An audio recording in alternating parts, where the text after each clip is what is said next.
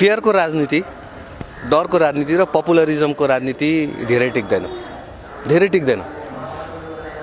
अझ पपुलरिजमको अझ कम टिक्छ है, फियरको भन्दा पनि पपुलरिजमको अलिकति बढी टिक्छ। अब यसमा चाहिँ भनिरहेछन् रे भन्ने कुरा मलाई एकल पनि आएको छैन कसैले पक्तलाई भनेर।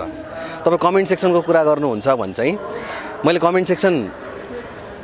मेरो कमेन्ट सेक्सन भरिन थालेको 4 वर्ष 5 वर्ष भइसक्यो र यो तँलाई कुट्छु मार्छु काट्छु पक्तलाई भेट्यो भने भन्ने कुरा चाहिँ त्यो पहिलेदेखि हो क्या। त्यही भएर त्यो बालेन शाह पक्षले पनि हुनसक्छ अथवा बालेन शाह समर्थकले हुनसक्छ अथवा राष्ट्रपा होला अथवा राजावादीहरू पनि मसँग खासै खुसी हुँदैनन्। किन भन्दाखेरि म मोनार्कीको चाहिँ पक्षमा बस्दिनँ, म गणतन्त्रको पक्षमा बस्छु।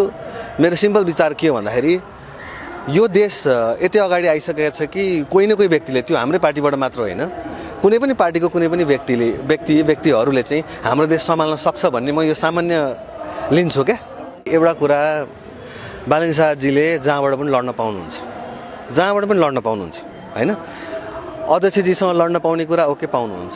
मलाई त अझ पनि हेर्नुहोस् घोषणा नभएसम्म बालेन शाह त्यहाँ जानुहुन्छ कि हुँदैन मलाई थाहा छैन। घोषणा त हुनु पर्यो नि त, घोषणा के।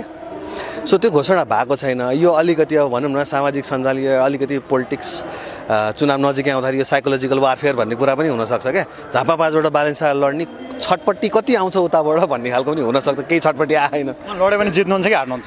यस्तो छ, बालेनजीले लड्नु भने जुन अलिकति पेलिन्छ नि मान्छेले, जमानत जफतै हुन्छ बालेनको भने त्यति चाहिँ हुँदैन, स्योरै हो होइन। आउँछ मत, तर सिधा जित्नु कि हार्नुहुन्छ भन्दाले टाइटै होला अरे। ल मलाई हार्नुहुन्छ बालेन शाह, तर 1 भोटले भए पनि केपीओले जित्नुहुन्छ क्या, सिधा कुरा हो। त्यसमा अरू हिसाब किताब गर्नै पर्दैन। 1 भोटले भए पनि। अध्यक्षसँग बालेन शाह लडे भने उनको राजनीतिक यात्रा समाप्त हुन्छ? होइन, राजनीतिक यात्रा त समाप्त हुँदैन। एउटा चुनाव हार्नु भनेको राजनीतिक यात्रा समाप्त हुनु हुँदैन होइन।